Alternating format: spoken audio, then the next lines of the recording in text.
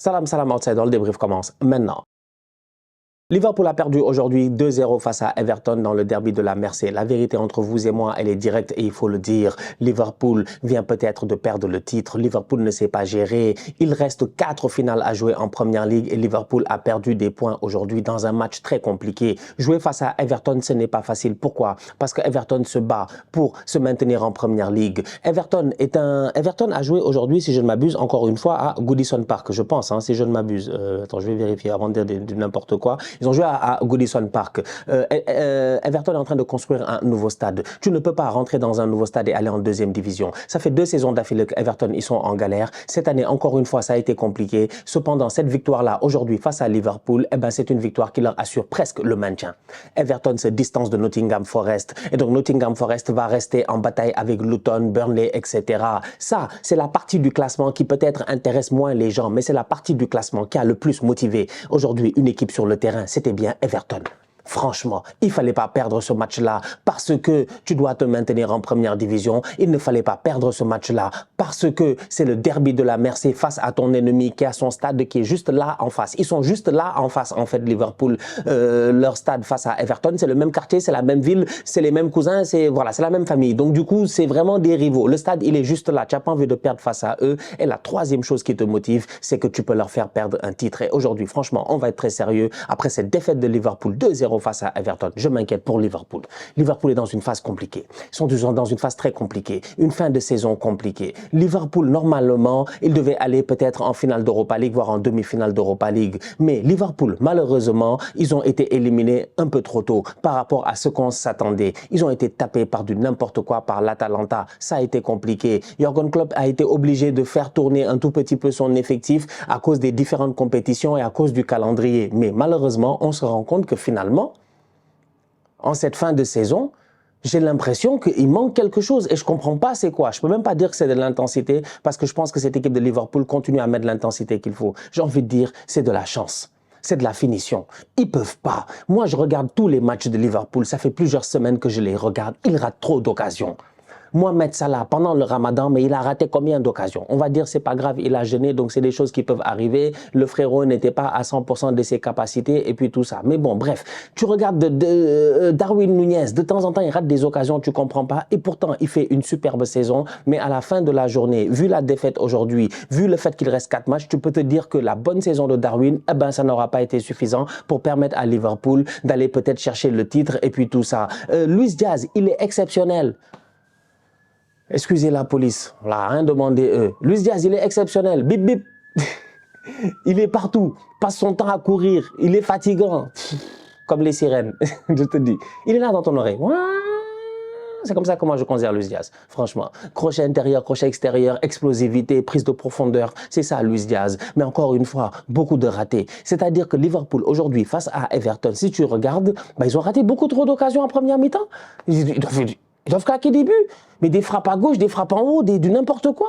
Darwin Núñez, des contrôles ratés, tout ça en fait. Donc Liverpool ne peut s'en vouloir qu'à Liverpool, qu'à eux-mêmes, parce que tu joues une équipe d'Everton qui va défendre, qui va essayer d'être solide. Aujourd'hui, on l'a vu au niveau d'Everton, Garner, Gana Gueye, excellent match, top performance de la part d'Idrissa Gana Gueye, 34 ans, je pense qu'il est en fin de contrat à Everton. Va-t-il renouveler ou pas? Va-t-il rester? Va-t-il partir vers d'autres horizons? En tout cas, le gars, il est sérieux. Aujourd'hui, il sort une top perf.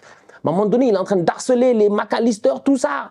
Gana Gueye, c'est un harceleur. On ne peut pas lui faire confiance, lui, franchement. Tu le mets sur le terrain, il est motivé, il te fatigue. Aujourd'hui, il est là, il court, il harangue ses troupes, il motive Goodison Park en même temps. Ça crée cette ambiance-là, en fait. Ça court partout. Si ce n'est pas Ghana, ça sera McNeil. Sinon, ce sera Harrison. Sinon, ce sera Doucouré qui est toujours là en box-to-box. C'est-à-dire que tu as cette cohésion-là, tu as cette intensité-là, tu as cette ferveur-là et tu as l'événement. Donc, tu as plein de facteurs qui font que tu te dis que Everton, normalement, ils vont sortir et quand ils vont tenter de sortir, ils vont faire du mal à Liverpool. Et aujourd'hui, ils l'ont fait plusieurs fois en transition. C'est allé très, très vite et ils ont réussi à créer ce danger-là. Et même si en transition, il n'allait pas loin, il réussissait à avoir des fautes. Et les fautes, c'est quelque chose qui change beaucoup pour ce genre d'équipe-là. Une équipe comme Everton, c'est une équipe, en plus de ça, elle est coachée par Sean Dyche. Qui qu'on connaît Sean Dyche, connaît Burnley, connaît les Tarkowski. Il sait très bien qu'en première ligue, il n'y avait que ça qu'il savait faire. Balancer des longs ballons, déviation de la tête, machin Benmi, machin, je ne me rappelle même plus comment il s'appelle, le numéro 10 là. J'ai oublié son nom. Ouh, il y avait Woods aussi. Non, Burnley, ils étaient trop forts cette année-là. C'est-à-dire que les coups de pied arrêtés, c'est important. Cette année, Arsenal est une des équipes qui a marqué le plus de buts en coups de pied arrêtés, si je ne m'abuse, en première ligue. Mais Everton, il y a pas mal d'autres équipes en première ligue qui se basent beaucoup sur les coups de pied arrêtés. Aujourd'hui, le danger vient d'un coup de pied arrêté. Et là, comme je dis, Liverpool peut en vouloir qu'à eux-mêmes parce que ce but-là, ils ne doivent pas le prendre, ils doivent dégager le ballon. Il y a un ballon, il doit être dégagé par Robertson, machin, c'est pas dégagé. Il y a Trent, il doit mettre une tête, il loupe le ballon. En fait, il y a trop de loupés, c'est du tocarisme. Liverpool perd ce match-là, ils perdent ce derby-là. On peut donner tout ce qu'il faut à Everton, mais franchement, ils ne se gèrent pas sur cette occasion-là. Ils doivent sortir le ballon. Le ballon doit dégager de là-bas. Que quelqu'un boule ce ballon d'or. Personne ne se gère. McAllister qui frappe sur Konaté, machin, Trent qui ne revient pas sur le boy. Comment il s'appelle, Branthwaite qui est tout seul, il n'y a personne au deuxième poteau. C'est un cafouillage de l'amateurisme, franchement. Et une équipe comme Liverpool qui vise le titre, une équipe comme Liverpool qui a cette ambition-là et tout, ne doit pas arriver à ce niveau-là. Aujourd'hui, tu as une équipe de Liverpool qui n'a pas fait globalement un bon match. Offensivement parlant, ils se sont créés des occasions, mais ils n'ont pas réussi à concrétiser. Ils ont été maladroits, soit c'était à côté, soit c'était carrément sur le gardien Pickford qui a fait un bon match. Et au-delà de cela, ils n'ont jamais réussi en deuxième mi-temps à mettre l'ascendant sur cette équipe d'Everton-là. Moi, je pensais qu'en deuxième mi-temps, ils allaient revenir ultra motivés en se disant, bon les gars, on ne peut pas perdre le titre. Certes, le titre n'est pas perdu après ce match-là, mais quand même, il faut qu'on revienne. C'est Everton, on est motivé, c'est le 11 type. C'est le 11 type de Liverpool. Tu ne peux pas faire plus fort sur le papier que ça. Alisson Becker, Robertson, Van Dijk, Konaté, Trent, Szoboszlai, McAllister, Curtis Jones, Diaz, Nunez, Salah. À part Jota, tout le monde est là. Donc tu t'attends à ce que les gars, normalement, sur le terrain, ils aient une performance qui soit vraiment rassurante. Ils n'en l'ont pas été. Et c'est dommage. C'est un Liverpool qui est vraiment en dents de scie en cette fin de saison. On parle là peut-être de Last Dance de Jürgen Klopp, la dernière. Voilà, moi j'ai de l'empathie pour lui en fait, parce que moi je l'aime bien le Jürgen, mais finalement il va partir avec une Carabao Cup. Il va partir avec une Carabao Cup, mon gars. C'est ça qu'il a gagné, ouais, la Carabao. C'est ça, ils vont partir avec la Carabao. Au moins, tu n'as pas fait saison blanche comme les Arsenal, tout ça, éventuellement. Hein, on ne sait jamais, mais bon, on est toujours là. Hein, 77 points, on est toujours là. Mais quand même, au moins, tu n'as pas fait saison blanche, mais quand même, quoi. Tu vois, pour la dernière de club, je m'attendais à peut-être mieux. Et même là, ça me met des doutes parce que, vu que Xavi, il a dit, il va rester, on va en parler au courant de la semaine, je me dis, mais Klopp, peut-il faire comme Sir Alex Ferguson qui avait dit que lui, je pense c'est la saison où Manchester City, avec les Agüero, machin, tout ça, là, il traumatise les gens, il marque le but, talonnade de Balotelli, dernière seconde, dernière minute, City gagne le titre. Ben, je pense que cette année-là, Ferguson voulait partir. Mais finalement, Fergie part pas. Parce qu'il se dit qu'il ne peut pas partir sur un échec, surtout après avoir perdu face à ce que lui, il appelait les noisy neighbors. Donc les voisins qui font beaucoup de bruit. Mais il est resté une saison de plus. Ils ont gagné le titre après. Donc, est-ce que Jürgen Klopp va décider extraordinairement de rester une saison de plus? Je ne sais pas. Il a dit qu'il allait partir, qu'il était fatigué, qu'il avait besoin de repos. Mais vraiment, cette fin de saison, Liverpool, l'élimination face à l'Atalanta, déjà normalement à domicile, ce match-là, ils ne doivent pas le perdre parce qu'au match retour, on a vu ce qu'ils étaient capables de faire face à une équipe de l'Atalanta qui est restée solide défensivement et tout. Mais là, aujourd'hui, la défaite face à Everton, malgré le très bon match des boys de Everton, McNeil qui enchaîne encore une fois sur un deuxième très bon match. Everton, la dernière fois, ils ont joué face à Nottingham Forest il y a quelques jours dans un match très important. Ils en ont sorti, ils ont gagné. Gallagher a marqué, McNeil a marqué. Aujourd'hui, les deux ont encore une fois failli marquer, en fait, tu vois. McNeil, excellent, franchement, de bonnes frappes et tout. Il tente. Calvert-Lewin, il est au top de sa forme en cette fin de saison aussi. Il vient, il surprend tout le monde. Comment Calvert-Lewin peut être tout seul comme ça, en fait? C'était une équipe comme Liverpool. Franchement, c'est pas sérieux. C'est pas sérieux de prendre ce genre de but sur coup de pied arrêté. Je vous ai dit, eux, ils vivent de coups de pied arrêtés. Ils attendent que ça. Ils attendent que ça. Ils vont contrer, ils vont sortir, ils vont essayer d'aller au maximum de là où ils peuvent aller, chercher une faute. Tout le monde monte et balance un ballon. Sinon, c'est match, je dis bien, d'harceleur, comme j'ai dit, avec des Ghana, des Doucouré et puis tout ça. Après, il y a les Onana, ils rentrent et puis ça fout le bordel. Ça, c'est comme ça que, bah ouais, chacun joue avec les forces qu'il a. Mais Everton, ils l'ont bien fait aujourd'hui. Franchement, très belle victoire 2-0. Victoire, comme je dis, qui change tout. En bas du classement, ça intéresse peut-être moins les gens, mais à Everton, ça leur donne vraiment le ouf de soulagement. Et en haut du classement, eh ben, entre vous et moi, ça arrange pas mal Arsenal. Et derrière, ben, on attend le deuxième miracle peut-être de la semaine, comme j'ai dit hier dans le débrief avec Chelsea. C'est Brighton. C'est Brighton. C'est 2 RB, c'est Brighton. C'est Brighton. Vraiment. Ils peuvent nous faire un match de bandit à Bridgerton. Ce serait bien. Franchement, s'ils peuvent venir nous faire le grand banditisme. Vraiment le grand banditisme. Dans la classe. Dans la classe. Ils peuvent... Parce que peut-être pour le battre, il faut être dans la classe. Brighton, Manchester City, c'est le match qu'on attend demain. Sinon, Manchester United... United, je vais en parler rapidement, vite fait, comme ça, parce que voilà. Ils ont joué aujourd'hui face à Sheffield United, ils ont gagné 4-2. C'est bien, pour le classement, pour tout ça, c'est très bien, bravo. Mon problème n'est pas là. Mon problème, c'est que j'ai regardé le match. Ils prennent des buts, ils ne doivent pas prendre ces buts déjà à la base. C'est pas sérieux. Franchement, c'est pas sérieux. Ok, Maguire a marqué. Bruno Fernandes fait des grands matchs, mais tu as l'impression qu'on a des petits adversaires. Ça fait 2 matchs d'affilée qu'ils gagnent.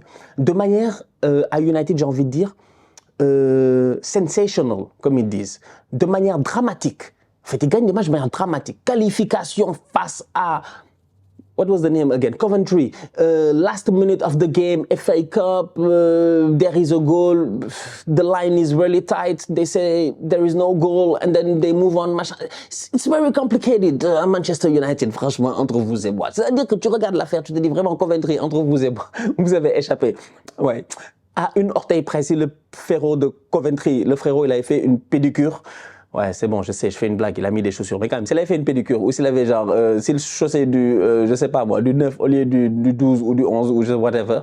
Bon, moi je compte en anglais, effectivement. Vous êtes peut-être là où vous êtes dans le monde, vous êtes dans du 44, 45, voilà. Bref, ça se joue à rien, ils doivent être éliminés, ils ont de la chance. Ils vont au penalty Coventry, voilà, ils n'ont pas l'expérience, ils paniquent.